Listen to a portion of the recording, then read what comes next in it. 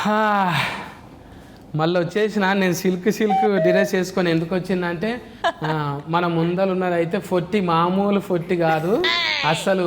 ఆమె నడుము తిప్పితేనే మొత్తం అందరు ఫోరలు ఇక్కడిక్కడ ఊగుతారు. ఎంత ఇంట్రొడక్షన్ ఇస్తున్నారు కదా. అసలు ఈ సీతారామంలా మీ ముచ్చట ఎటువంటిదో ముచ్చట పెట్టనీకి వచ్చినాం. Welcome madam. థ్యాంక్ యూ అండి. మేడం మన బుద్ధి అయితే లేదు. అదే అదే ఎందుకు మేడం అంటుండ్రు మీరు? అంటే మంచి ఫీజును ఎప్పుడైనా అట్లా చూసుకోవాలి మనం. వరుసలు కలుపుకొని ఎందుకు అనవసరంగా హర్ట్ చేసుకోవాలి. అయ్యో, రష్, రష్మిక, రోష్, రషి పిలవచ్చు కదా.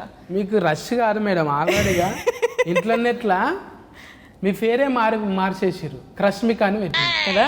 వన్నీ సరే పెట్టారు.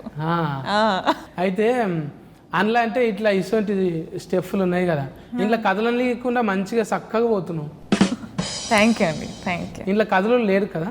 ఈ కథలో అంత ఇట్లా ఇట్లా ఉండదు, అంతా ఇట్లా కమ్మల మల్లేసుడే.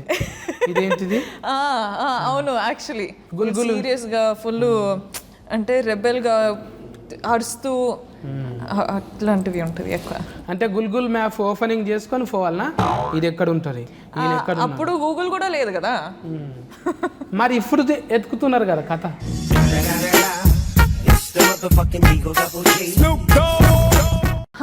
కానీ అందుకే ఈ ఒక లెటర్ ఉంటుంది.